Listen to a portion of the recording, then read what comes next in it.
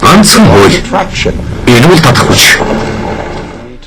Татах хүчний хуулийг хамгийн хэлбэрээр тайлбарлая гэвэл сорон зөн гэж ойлгож болно. Харин сорон зөн юмыг өөртөө татах чадвартай гэдгийг та бүхэн мэднэ. Бодол өөрлөж нь эргэж шогон татаж чаддаг сорон зэн тохиолдолд илгээдэг юм. Эрдэмтэд хүний бодол сэтгэлээс хамааралтай физик эрчим хүчний шинэ уур хай нээж гайхамшиг илрүүлээд энэ нээлттэй цааш хөгжүүлэхийн тулд төрөл бүрийн эрэлхийлэл хийж байгаагийн нэг нь шашин судлал бол нөгөө нь Нострадамус судлал ажээ. Ялангуяа Нострадамусын зөгнөлүүдийн хамгийн алдартай катерин болох энэхүү дөрвөн мөртийг ахин дахин нягтлан судлахын учир нь нэгдүгээр Нострадамусын зөгнөлүүд хязээч алдаж байгаагүйд оршихвол нөгөө учир нь физикийн эрдэмтдийн нээсэн энэхүү шинэ нээлттэй холбогдох ажээ. Ньютоны физик чинь байхгүй устдад байхгүй болчлоо шүү дээ. Тийм ээ нөгөө бидний одоо сэтгэлээс ангид байдаг физик ертөнц гэж бидний үзээдээс үзэл маань байхгүй болчлоо. Одоо өөрөөр хэлбэл бидний эргэн тойрон байгаа физик ертөнц маань сэтгэлээс шууд хамааралтай болчиход байна шүү дээ. Тэрийг бол нээчихсэн. Гэхдээ яг юу нээчихснийг одоо бид нар ингээд нокаунтанд орсон боксчин шиг байгаад байгаа байхгүй. Одоо юу болчихвоо бидний нөгөө физик ертөнц чинь бидний сэтгэлээс хамаарат байгаа юм байна шүү дээ гэдэг. Энэ санаа маань өөрөө айгүй тийм бидний одоо оюун санааг 100% эргүүлэхээр хэмжээний нээлт болчиход байдаг. Тэрийг яг ойлгоцсон хүмүүс нь цөөхөн энийг ашиглах хэмжээ нь бол бүр хүрээгүй байна та. Хүний бодол сэтгэлээс хамааралтай физик эрчим хүчний энэхүү шинэ нээлттээрээс салбарын судлаачид төрөл бүрийн дүгнэлт танилцуулж байгаагийн заримаас сонирхвол Та бусад хүмүүсийн боломжгүй гэсэн бүхнийг авч болцгүй гэсэн бүхнийг нь хийдэг болно. Бид шил нэрэнд шилжиж байгаа. Энэ нэрэнд зөгнөлт кинонууд дээр хэлдэг шиг бидний эцсийн зорилго сансар огторгоо биш. Бидний оюун бодол болно. хязгааргүй эрчим хүчний их ундрагыг олж илрүүлсэн энэхүү шинэ нээлт цаашид хязгааргүй төвшөнд хүрч хөгжөхөд туршлага дутагдаа юм болов. Юутаач нэлээд олон жилийн өмнөөс яригдж эхэлсэн энэ яриа таниулгууд өнөөдрийн хүртэл нийгмийн амьдралд төдийлөн нөлөөлсөнгүй. Тиймээс зөгнөлт судлаачид хэрвээ өмнө нь энэ хөгжлөөр хөгжсөн туршлага хаана ихтэй байгаад тэндээс туршлага судлах түүхэн хувь тохиол хүн төрлөختөнд тохиодог юм бол шинэ нэрэн шилжих шилжилт маш эрчимтэй хурдан явагдах ёстой гэдэг тооцооллыг танилцуулна. Тэдний тооцооллоор бол удахгүй хүчээ аван хөгжих шинжлэх ухааны шинэ хөгжил нь технологийн хувьд одоогийнхоос чанга эсрэг зүг чиглэх бөгөөд мөн 20 дугаар зуунд олсон гололт амжилтаас 1000 дахин илүү амжилт агуулах тийм гайхамшигт хөгжил дэвшил байх болно гэдэг тооцооллыг тэд мөн танилцуулах ажээ. Говорят, что в один 20 век вместилась история предыдущих 19. Весьма вероятно, что 21 век будет включать в себя историю человечества полностью. Технологический процесс будет очень сильно отличаться от того, что было в 20 веке. В 20 веке мы начали с лошадей, стали автомобилистами, летчиками, отправились на Луну, изобрели интернет. Умножьте все это на 1000 и получите то, что будет в 21 веке. Если исторически нам суждено получить новый опыт, переход в новую эру должен осуществиться очень быстро и стремительно. Тэдний тооцоололоор бол урд өмнө нь ийм эрчим хүчээр суурилсан оюуны хөгжил яахааргүй байсан дээрээс өнөөгийн дэлхийн ертөнцид болж ирэх үйл явдлыг урьдчилан тооцоолж төлөвлөсөн байна. Нострадамусын зөгнөл бол эртний тэр төлөвлөлтийг одоогийн хүн төрлөختөнд зааж өгч байгаа бүтээл юм. Тэд гарцаагүй эрх аюулаас сэргийлж хүн төрлөختнийг зөв хөгжил чиглүүлэхийн тулд оюун санаагаар бэлтгэж байжээ хэмээх тооцооллыг тэд танилцуулдаг. Пророчества так или иначе указывают на то, что впереди нас ждет момент, который цивилизации прошлого давно предсказывали. Безусловно, они его боялись и готовились к нему духовно. За тэгвэл эрт цагт өнөөгийн иргэншилт нүрэлэх аюулыг өрчлөн хэлэлцэж байсан тэр улс аль вэ гэдэг асуултад Нострадамусын энэхүү алдарт катерин маш тодорхой хариулдаг. Эндээс нэг зүйлийн учир тодорно. Тэр нь юу вэ гэвэл эрдэмтдийн саяхны нээсэн шинэ физик эрчим хүчний нээлттээрээс шинэ хөгжлийн гарааг эхлүүлэе гэвэл цаашид хүн төрлөختөн монголчуудаас суралцаж Монголоос туршлага судлах хэрэгтэй болох нэ гэдэг зүйл эндээс тов тодорхой харагдана. Ингэснээр үхлийг ойлгох, үхлийн дараах амьдралыг шийдэж болох. Гэх мэт одоогоор бол төсөөлөхийн аргагүй, ирээдүйн хязгааргүй хөгжлийн үүд хаалга нээгдэж болох юм гэдэг гордлыг эрдэмтэд мөн тээж явна. Энэ ойлголтын дээрээс суурлаад үхлийг ойлгох шанс бол буддийн физикийн шинжилгээ ухаанууднаас байгаа гэж би бол найдаж байна. Гэхдээ энэ бол нэлээд цаг шаардах байхаа гэж бодож байна да. Одоо хүн тархиныхаа чадварынхаа 5% ашигладаг гэдгийг бидгий мард. Бүрэн 100% ашиглаж сурахын тулд хүн зөв сурах ёстой юм. Бүх хүн өөрийнхөө оюуны болон сэтгэл хөдлөлийн боломжийг бүрэн ашиглаж байгаа тийм дэлхийдээр амьдарч байна гэж төсөөлтөө. Бид хаанч хүрч чадна. Бид юу ч хийж чадна. Юунд ч хүрч чадна. Өөрөөр хэлбэл сүнсээ удирдах. Үхсний дараа сүнсэн биеэрэн хаана очиж, хизээ, хинтээ учирч, юу хийхэн урьдчилан төлөвлөж болох удирдлагын системд суралцсан гэсэн үг. Харин ийм удирдлагын систем Монголд өмнө нь байсан гэдгийг юугаар нотлох вэ? Зарим хүмүүс хэлдэг үстэй. Урдны учирлаа. Урд насандаа учирж ирсэн болохоор л сая учирж байгаа. Юм мэдэх хүмүүс их тэгж хэлдэг юм аа. Цэгцэрх гэдэг чинь тийм хойно байдаг юм байна. Энэхэн насандаа ярьдаг юм биш юм байна. Гэхдээ энэхэн насандаа цэгцэлжил байхгүй бол тэр хойнч өмөржил байд юм. Үүнд л нотлогоо олохын тулд барууныхан Нострадамусын энэхүү дөрвөн мөртийг ахин дахин нухацтай судалсаар байж. Юутайч тэд нэлээд ултай суурьтай судалсны эцэст 1999 оны 7 дугаар сар Тэнгэрээс буухэлж аимшигын элч биш энэрл нэгүслийн элч заларнаа гэж Нострадамус зөгнсөн болохыг олж тодруулжээ. Харин энэ үед Монгол түүхэн ямар үйл явдал болж ирнэ вэ? Нострадамусын заасан яг тэр цагт Монголд энэрл нэгүслийн ямар нэгэн элч заларсан шинж тэмдэг үзэгдвүү гэтэл яг тэр үед санамсаргүй мэт тохиолдлоор 9-р богд Монголд анх удаа заларч Эртний Лүндэнгийн дагуу Эрдэнэ 100 хийдэд цагийн хүрдний номлолон айлтан сойрхсон нэгэн онцгой түүхэн үйл явдал болж өнгөрсөн байна.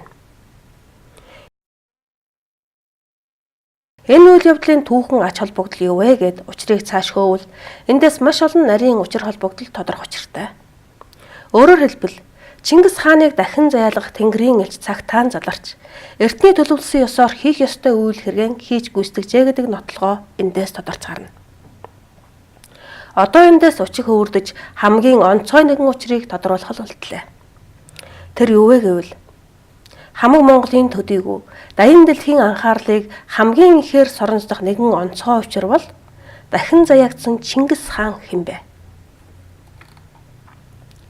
Дэлхийн хүн төрлөختний хүлээлт болоод удсан Чингис хааныг тодруулж хаан суурьнд нь өргөмжлөхөөс нааш өнөөгийн дэлхийн байдал яавч сайнаа үүсэхгүй нэ гэдэг нь бүгдэд ойлгомжтой болжээ. 800 жилийн дараа дэлхийг эмээлээ элгэндэн авах цагт Чингис хаан төмөр морин цэргийнхээ хамт Тэнгэрээс бууж дэлхийг тохируулна гэдэг итгэл үнэмшлийг монголчууд 800 жилийн турш тээж амнаас ам дамжуулан үр аштаан захиж уламжилсаар өнөөдрийг хүргэсэн.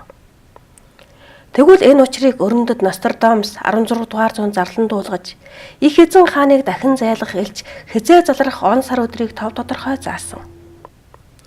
1999 оны 7 дугаар сард 9 дугаар богд Монголд заларч Эртний Лүндэнгийн дагуу Эрдэнэ 100 хийдэд цагийн хүрдний номлол айлдан сойрхсон энэ түүхэн үйл явдлыг Нострадамусын зөгнөл ёсоор боллоо гэж хэрвээ үзвэл эндээс орчин үеийн шинжлэх ухаанч хүнд лавлан сонирхох, танин мэдэх, гүнзгийрүүлэн судлах, учрыг нягтлан тодотгох гэх мэт оюун судлалын ариун их ажил ундран гарч ирнэ. Жишээлбэл 9-р богд гэж хэмбэ? Эртний Лүндэн гэж юу вэ? Цагийн хүрдний номлолт гэдэг нь ямар учир утгатай үйлдэл болох гэх мэт олон зүйлийг танин мэдэх шаардлага урган гарах бөгөөд жинхэнэ шинжлэх ухаанч хүн бол үүний цаана ямар шинжлэх ухаан технологийн дэвшил байгааг тодруулах уул суурьтай ажил эндээс цааш урган гарна. Тиймээс орчин үеийн шинжлэх ухаанч хүн танд цохож хандаж байна. Энэ бол таны л хийх ажил. Тийм ээ. Одоогийн байр суурьаар та хэн ч байж болно. Сэтгүүлч, сан техникч, барилгачин, жолооч, малчин, тарьяаланч гээд та хэн ч бай. Хэрвээ та өөрийгөө гололгүй энэ ажилд ханцуй шамлан орж залхууралгүй чандын учир шалтгааныг хөөж гаргавал юу болохыг би танд хэлж өгье. Юуны өмнө хаашаа явахын олж мэдхийн тулд хаана байгаагаа мэдэх хэрэгтэй гэдэг. Одоо бид хаана байна вэ гэвэл Ньютоны физик устж үгүй болцоход Эрдэмтэд хүний сэтгэлээс хамааралтай шинэ физик эрчим хүч нээж илрүүлээд хүн цохилт авсан боксчин шиг алмайрлын байдалд орсон зогсолтын үед та бид амьдарч байна. Энэ зогсолт удаан үргэлжилж болохгүй. Учир нь яаралтай хөдлөхгүй бол мөхлийн аюул ойрхон ирсэн. Тиймээс яарвчлан хөдлөх хэрэгтэй. Харин хаашаа вэ?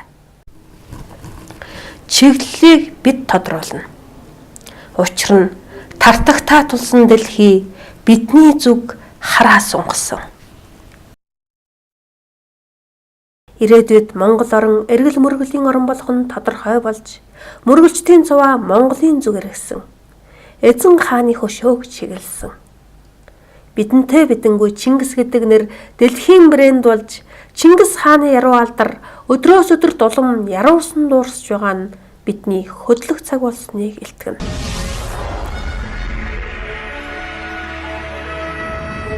Чингис нь огонд ирсэн байгаа байна. Одоо би бол жилдээ энд ирж толгой мөрөгдөв. Жилд 2 сая хөрж байна. 13 түн гарын өхөн эрзэг нэг өдөр ирж байгаа хүн болон мөргөн. Мөргөн. Ятод мөрөгдөг болчиход байна шүү дээ. Тэгэхээр Чингис хаан гэдэг нэрийн асар их том нөөц байгаа те. Энийг бид нар бүтээгдэхүүн болгож хувирах ёстой. Яг зөв. Яг зөв. Наадах чи ерөөсөө хамгийн одоо манай аялал жуулчлалын салбарын ерөөсөө хамгийн үндсэн явж очих цэг бол яг наад асуудал дээр ч очиж байгаа гэсэн. Уг нь бол тэд биднээс шинэ мэдлэг боловсрол хүсч, тун саяхан нэгдсэн шинэ шинжлэх ухааны нээлттэй хэрхэн цааш хөгжүүлэх тал дээр монголчууд биднээс суралцахаар зэхэд байдаг. Магадгүй түүний төрөвч нь эзэн хааны хөшөөнд мөргөх мөргөлчдийн цуваач байж болно. Яагаад гэвэл эзэн хааны оюун санааны эрчим хүчнээс цацрах татах хүчний үйлчлэлээр энэ үзэгдэл явагдаж байж болох. Үүнийг үгүйсэх харахгүй. Учир нь өнөө цаг үе бол Ньютоны физик устж үгүй болоод хүний сэтгэл оюунаас хамаарах шинэ физик эрчим хүчний нээлт нээгдээд буй цаг үе юм. Үүнтэй уялдуулаад энэхүү мөргөлчдийн цувааны учир зүйг тайлснаар хүн төрлөختний оюун санааг хэдэн мянган жил багалсан мухар сүсгийг халж болох юм. Ингэснээр өнөөгийн цөвөн цаг үе хэмээгдэх амьдралын хатуу хөтөө бүхэн халагдаж, гэгэрлийн шинэрэнд хүн төрлөختнийг монголчууд бид манлайлан орж болох мэт.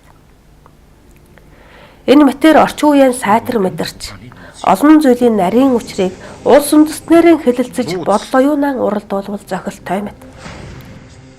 Нууц бол болж өнгөрсөн одоо үе болоод хизээд тохиолдох үйл явдлуудын хариулт мөн.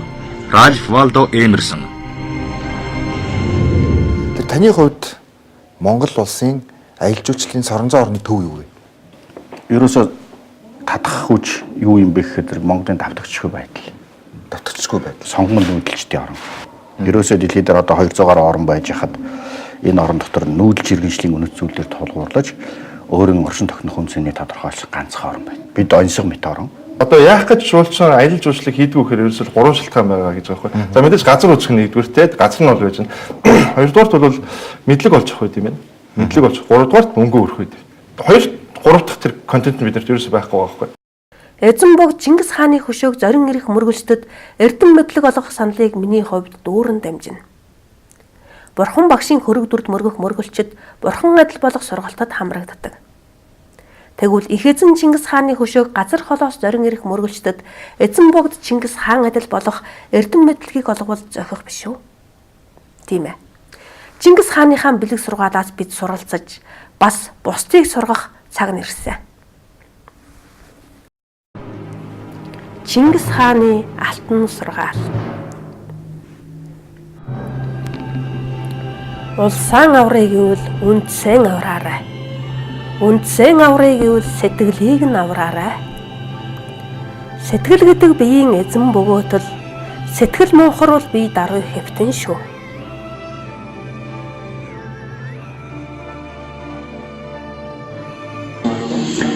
За тэгээ монголчуудын ард түмэн залуучуудаа бид нар залуучууд одоо миний насны үеийн хүмүүс ирээдүйн монголчууд ч бид нар чадах хэрэгтэй. Одоо үеийн залуучууд Монголын бааtruуд, ирээдүйн бааtruуд.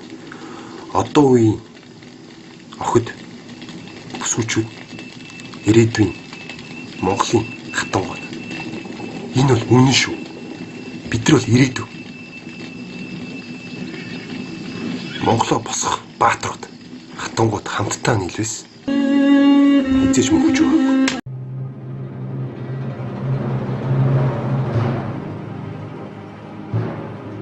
Бид татах хүчний хуулийн тусламжтайгаар хүссэн бүхнээ биелүүлэх чадвартай. Энийг л ойлгох хэрэгтэй юм.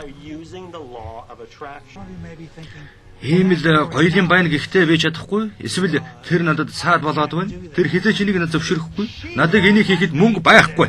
Надад энийг хийх хүч тэнхээ байхгүй. Эсвэл энийг хийхэд их мөнгө хэрэгтэй гэд би чадахгүй гэж зарим хүн хэлэх байх.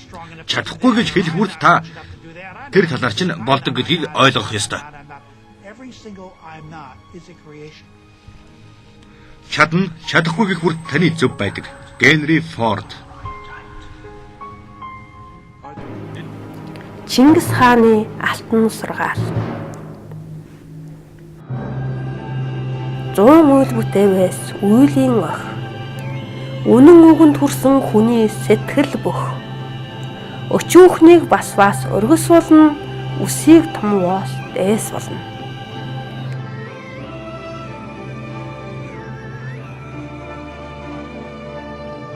Яг ч тэр хийцэж гэсэн юм.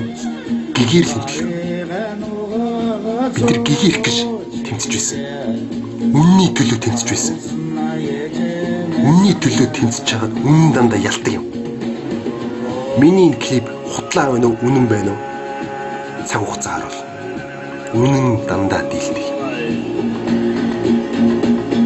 Би үнний талд. Хэрэг энэ миний үнэн гэж байгаа хутлаа бол би өөрөө жинхэнэ шившиг болгож байгаа тийм үү? Гэхдээ би шившиг болох нь болохгүй нь. Харин харъя.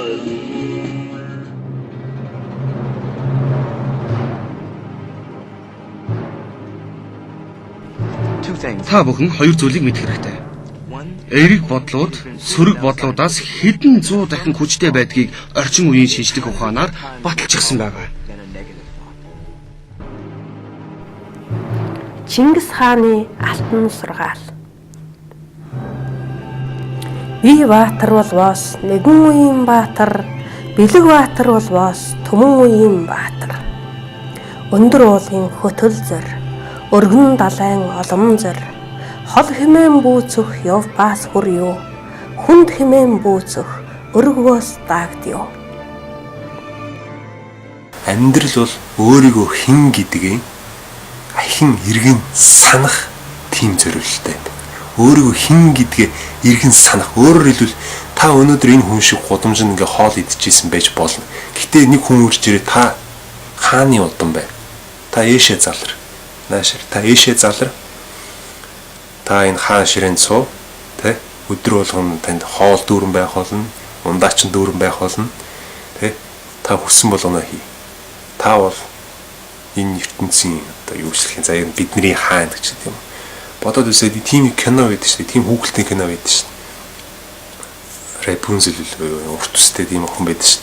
Тэгсэн чинь хааны охин байдаг шүү. Насаараа бүр ингэж цэвэрлэгээ хийж амьдарч байсан мөрчлөнгөө дараа нь хааны охин байдаг. Яг тэрнтэй ч адилхан зэ. Хүн өөрийгөө хэн гэдгийг иргэн санах гэж энэ амьдрал дээр амьдардаг байна. Тэгэхээр зэрэг амар агуу өстэй. Тэгээд миний дөнгөсөө хэлсэн тэр нөгөө нэг хан чинь байхгүй. Таны сүнсэн би чинь юу л бол юу болж хуурч чадна. Таны сүнсэн би оюун ухаан чинь юу л бол юу бүтээж чадна.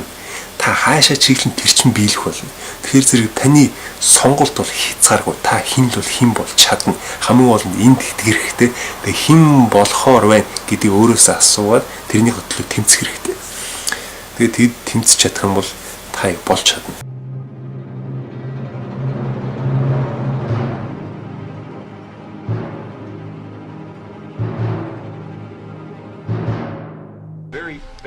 Татах хүчний хуулиар ижил төстэй зүйлүүд өөр хоорондоо татагддаг. Гэхдээ бид одоо бодол санааны төвшин тухай ярих гэж байгаа.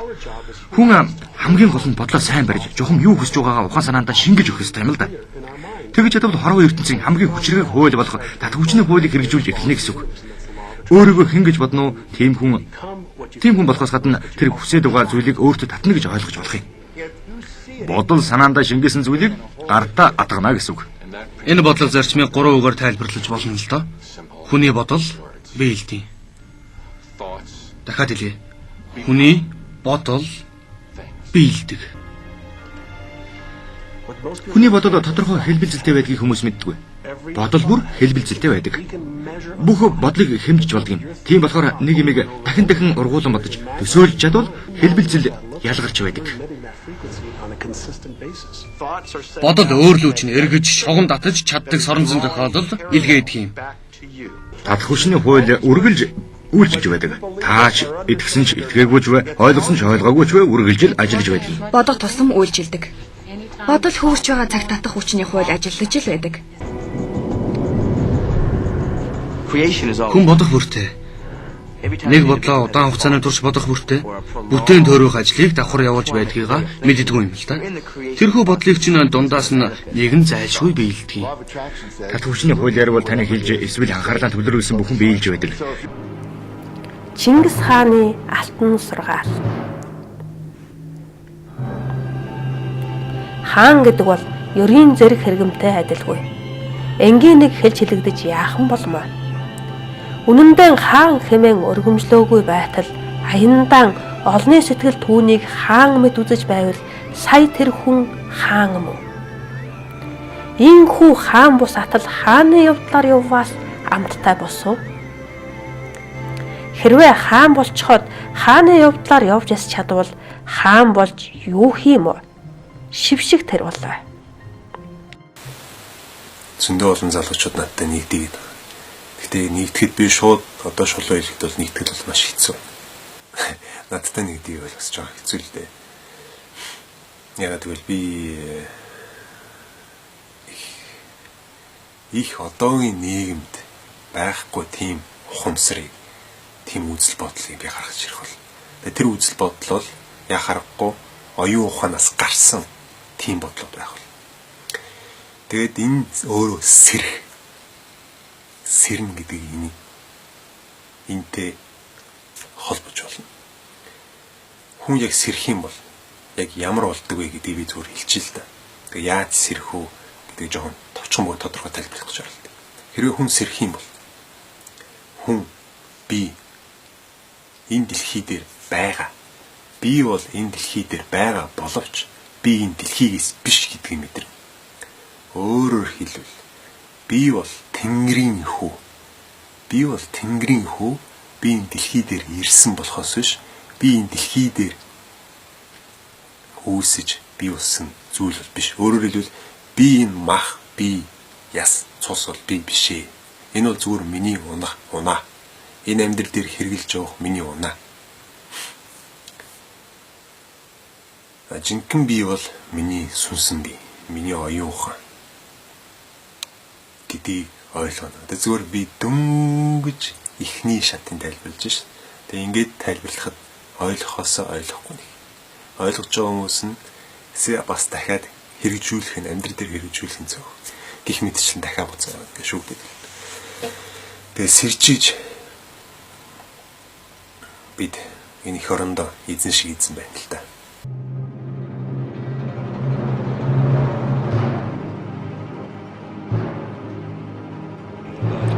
Орчлонгийн бүх юм эрчим хүч юм. Та ямар хот амьдралыг нь хамаагүй. Таны биед бүтэн 7 хоногийн турш хотыг захилгаанаар хангах тийм их эрчим хүч, оюуны хүч байгаа. Хүмүүс зөвхөн өөрсдийгөө зөвхөн энэ биеэрээ төсөөлдөг. Та энэ биеэрээ өөрийгөө хязгаарлах хэрэггүй.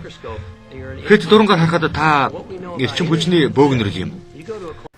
Одоохондоо цөөнхөд танигдаад байгаа энэ шинжлэх ухаан олныг хамархад манлайлагч хэрэгтэй. Тэр манлайлагч хэн бэ? Өөрөөр хэлбэл их зүйч Нострадамусын айлдсан энэхүү дөрвөн мөртийн эзэн хэн бэ? Энэ тодорхойгүй цагт эрдэмтдийн шинэ нээлт шинжлэх ухаан болж харагдахгүй. Учир нь туршилтаар батлагдсан зүйлийг л шинжлэх ухаан гэж хүлээн зөвшөөрдөг нь өнөөгийн хүн төрлөختний тулгуур зарчим. Чингис хаан 800 жилийн дараа Тэнгэрээс бууж дэлхийг тохинулна гэсэн бол тэр ёсоор болох цагт л үхлийн дараах шилжилтийг судлах боломж олонход бүрдэнэ. Монголын шинэ үе ийм их хэлэлцэнэ. Хүн өөрөө зовх гэж төрдөг гэвэл яах вэ? Хүн өөрөө энэ зовлон мэдрэх гэж төрдөг гэвэл яах вэ? Бүр амар сонзэ. Яг тийм юм байлээ. Хүний сүнс бол энэ огт руугүй одоо бидний энэ оюун ухаан бол тэр тэнгэр оюун ухаанаас тасарсан. Энэ бүхэл бүтэн огт руу бий болгосон тэр тэнгэр оюун ухаанаас тасарсан нэг оюун ухаан. Тэр бол бидний сүнс гэж хэлж байна. Тэр бол бидний энерги гэж хэлж байна. Тэгээ тэр асар хүчтэй. Тэгээ тэр болохоор зэрэг энэ амьдрал дээр ирэхдээ яадаг вэ гэхээр зэрэг хүн бол төрөхдөө хин гэдгийг мартаж төрдөг. Тэгээ жоохон хүүхдүүд хин гэдгийг багаасаа хин гэдгийг мэддэггүй. Бүх юмыг энэ материалыг амьдралыг ингэж судалдаг. Тэгээ судалснараа мэдэрснээрээ тэгэж энэ амьдралд амьдрдаг. Тэгээ энэ амьдралын зовлон болгон дэндүү амттай энэ сүнсэн биед.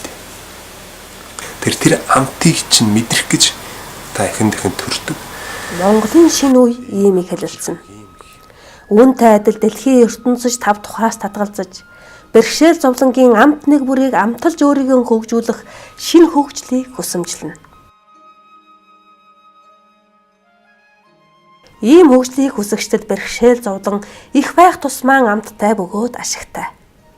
Учир нь ямар ч хүндрэл бэрхшээлийг би ялна гэж өөртөө итгэсэн сэтгэлийн эрчмээр л хүний оюун ухаан гайхамшигыг бүтээж сэтгэжгүйг тойрогдог ажээ.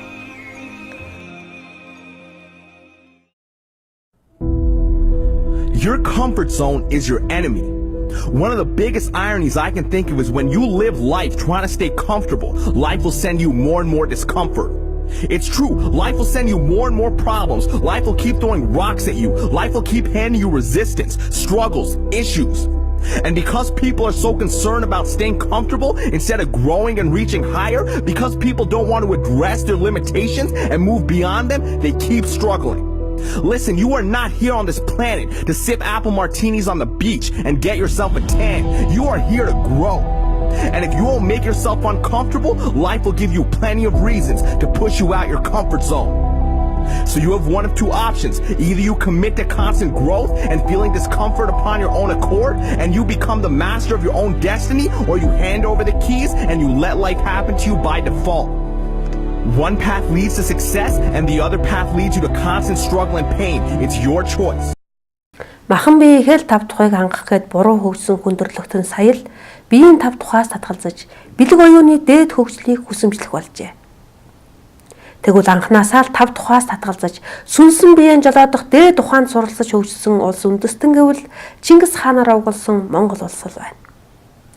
Хэрвээ Монголын энэ онцгой хөгжлөөс тэд суралцна гэд ирвэл харин бид заахад бэлнэ.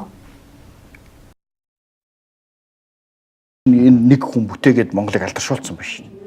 Эр зориг, сэтгэл хөдлөл, нэг хэд прагматик унтаа одоо метафизик шинжтэй байж амьдрээд байж болохгүй. Өнөөдөр энэ 2 тооны хооронд боддог тим одоо сайд, тим ерөнхий сайд, тим хөлдөө хүмүүс бол хизээж аялал жуулчлалыг хөгжүүлэхгүй. Хөлдөөнөр прагматикууд хизнээ их гараад байна. Иймэрхүү салбар ерөөсөө хөгждөг. Энэ үндэсний бахархал бий болдгоо. Тэр нь баяждгоо. Байран дээрээ байдаг. Шинэ хөгжилд олныг мандалах Монголын шинэ үе цагтаан тодорч өөр өөрсдийн хэр чадлаар нөлөөллөөн бэхжүүлэх боловч нийт ард түмний тархин дээр буруу номтнууд бөхгөгчин сандайлаад бурхны нэр барин олныг төрөлдүүлэх үйл ажиллагаагаа идэвхжүүлнэ. Тэгэл хаа байсан гэгээр л гэдэг чинь тэрний дараагийн шаталтаа тамина зэрэгцэж байж болно гэхдээ ач холбогдлын үед энэ илүү материалыг шүтэн бишрэгч энэ хүмүүс бурхны нэрийг барин бурхан багш ингэж номлосон гэд чанга эсрэг зүгийн номыг ажиггүй номлон халаасаа түнтэлгэхдээ төөрөлдсөн олныг яроолгүй зовлонгийн зүг гойдоггүй түлхэнэ. Амал ангайвал мөнгө нэхэн ашигын төлөө улангасан ажиллах энэ хүмүүс гэгэрл нэрээр сүйрлийн зүг олныг түлхэн гамшиг тариална. Номд тэл агссан лам хүний халдашгүй нэр төрд зүрхлэн алдахын учир нь Монголын төлөө болно. Төр тулс маань мөхсөхийн зааг дээр ирээд буй энэ шийдвэрлэх цаг мөчид та бидний хэн хэн нь өндөг шиг өөгүй улс болох гээд яах вэ? Хэн хэнээсээ хариуцлага асууж Монголоо өөдөн татсны дараа бусад багсаах юмс эв зүгэн олох үзье. Тиймээс төр шашныг тэргүүлэх эдгээр хүмүүсээс хэн нэгний өмнө хүлээсэн үүрэг байгаа эсхийг тодруулж хариуцлага асуугаад Монголын шашин төрийг цэвэрлэх цаг нь иржээ. Ёс зүй хариуцлага 2 салшгүй холбоотой тул зөвхөн үүргээ мэддэг хүнтэй хариуцлага тооцож ёс зүй ярих боломжтой. магадгүй үүрэг хариуцлагаан эс мэдэх хүн ёс зүй номлон зогсоо чөлөөгөө ажилласнаас нийгмийн ёс зүй ингэтлэн уруудаж доройтов. Тэд ямар ёс зүй номлон яаж ажилласнаас өнөөгийн Монголын нийгмийн ёс зүй ийм төвшөнд хүртлэн унаж доройтоход хүрэв.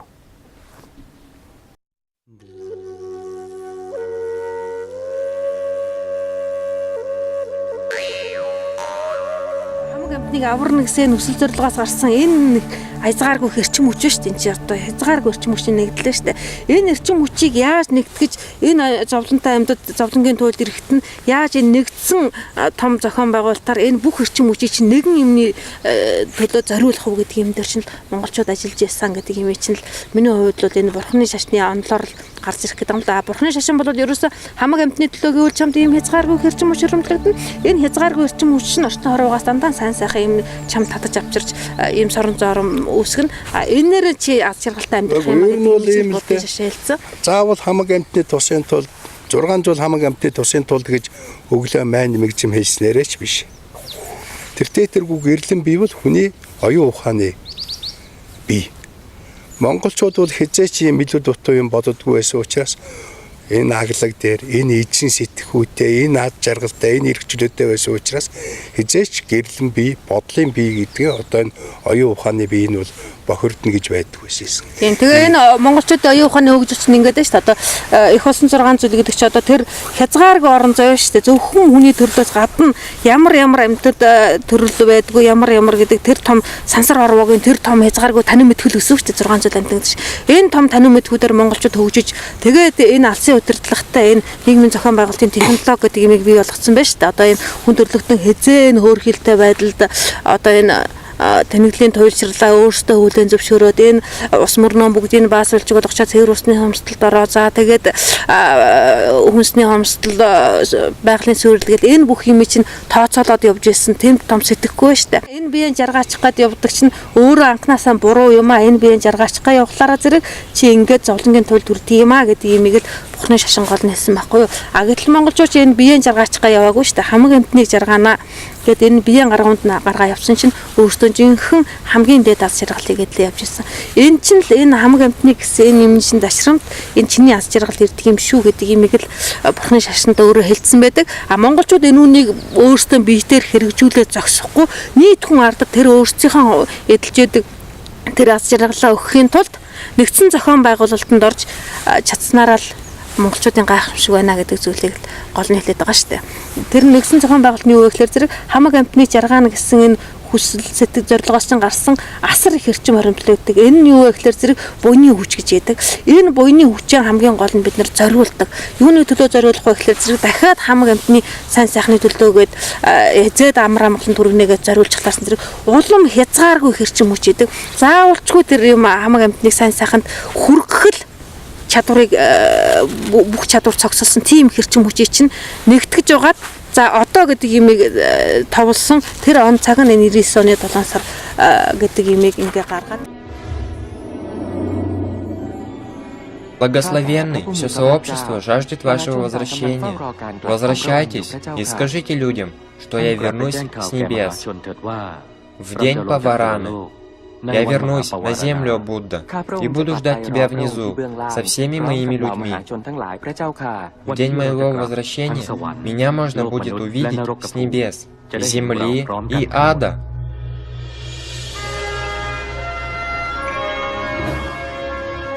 А яг энэ зүйл бол Монголын түүхэнд явагдаж байсан юм аа. Гэдэг юм чинь бидний хийж байсан даншиг наадмаар батлагдана. Бидний тэр эргээд багш худаг товлогоодаа тодруулаад байгаа тий. Эргээд шүтээд байгаа энэ бүх нэршин батлагдана. А тэгээд энэ бодлоос гарч байгаа тий. Оюун ухаанаас гарч байгаа бодлоос гарч байгаа тэр эрчим хүчин дээр монголчууд зохион байгуулалт нь гол нэгсэн зохион байгуулалт орж ижээ гэдэг юмыг энэ шинжлэх ухааны энэ бол дээрээс тэгээд монголчуудын энэ дээрээс л гаргаж ирээд л үзээд байгаа байхгүй. Да, это он.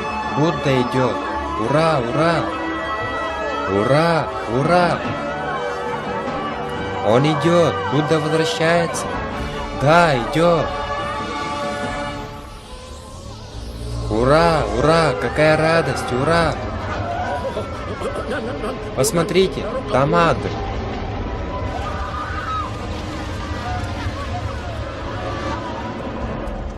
дээрээс чинь юу гарч ирж байна гэхээр зэрэг бие Баатар өгөөс нэгэн үеийн Баатар, Бэлэг Баатар өгөөс Төмөн үеийн Баатар. Төмөн үеийн турш бид нар энэ хүндрэлтнийг ямар л авар зовлонгоос яг тэр юм дээр боловсрч штэ тэ Төмөн үеэр яг тэгээд тэгэхээр зэрэг яаж ийм гэхээр зэрэг энэ бие бол гэгдчихлээдэг.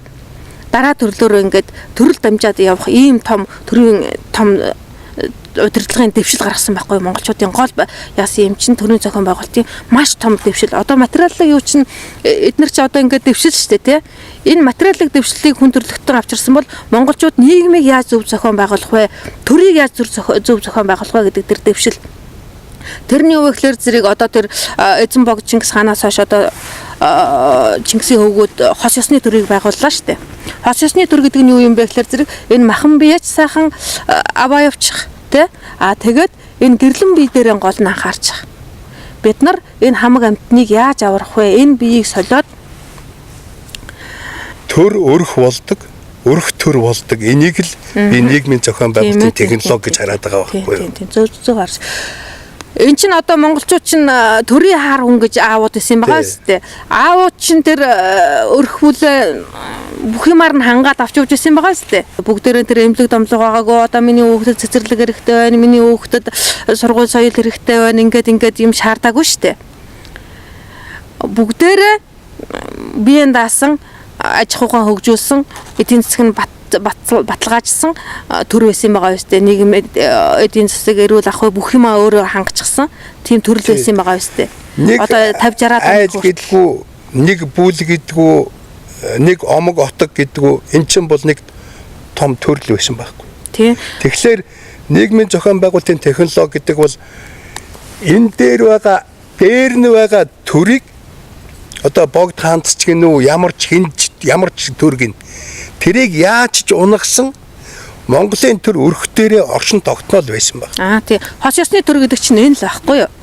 Хос ёсны төр гэдэг чинь бүгдээрээ дээд ёс зүйг сагчлаа шүү дээ. Өөрөөр хэлбэл энэ өгөөмөр энэрэнгүй байх, үнэн шудраг байх энэ бүх юм чинь юу байдаг вэ гэхээр зэрэг хамаг амьтныг аварна гэсэн энэ агуу үзлээс те энэ бүх зөв эерэг бодол энэ эерэг үйл чинь гарч ирж штэ. Ийм өндөр ёс суртахуунаа сахиал явж байхад бусад тэр үйл ажиллагаа чинь өөртөө амгалан ингэ жаргах тэр өрх гэрийн үйл ажиллагаа чинь нэг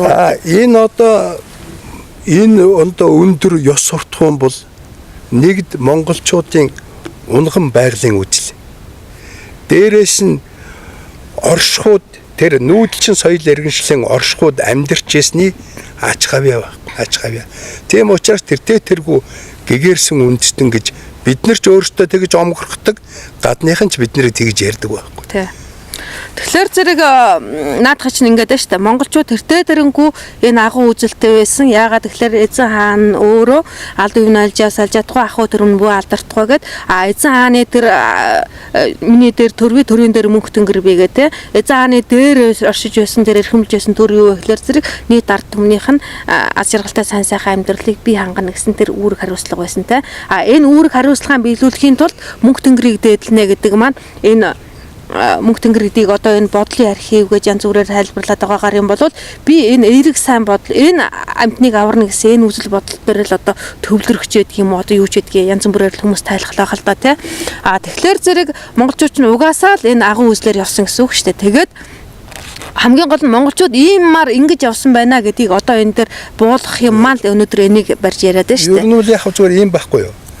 Монголын тухай ярихад зүгээр сонирхож байгаа хүсэж байгаа бид нар битэл эрдэмтэн судлаачид бариад ярих яг баттай материал байхгүй.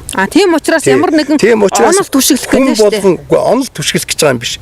Хүн болгон өөрийнхөө сэтгэлд байгаа юмыг гаргаж ирээд нийлүүлэх байхгүй. За тэгтээ тэр юм чинь ямар нэгэн байдлаар оптимистик байх хэрэгтэй. Монголчуудын ямар нэгэн юмыг та хэрэгжээ шинжлэх ухааны үндэстэй гэж ярих юм бол ахаал таны энэ байдал чинь худлаа явчих байхгүй юу? Энэ нэг онол байна шүү дээ. За ингээ хамгийн агуу томыг үзэж зорьсон цагт бол ийм наа чи онол биш шүү дээ. Энэ чинь онол гэж үзээд байна шүү дээ. Яагаад гэвэл энэ чинь бурхны шашны онол гэж үзээд байгаа байхгүй юу? Бурхан багшийн дөрвөний сургаалыг чинь бурхны шашны онсон онол. Энэ онолын дагуу яригддаг л зүйл байхгүй юу? Энэ онолын дагуу монголчууд үнэхээр ийм агуу байжээ гэдэг юмыг бол ярих гэдэг.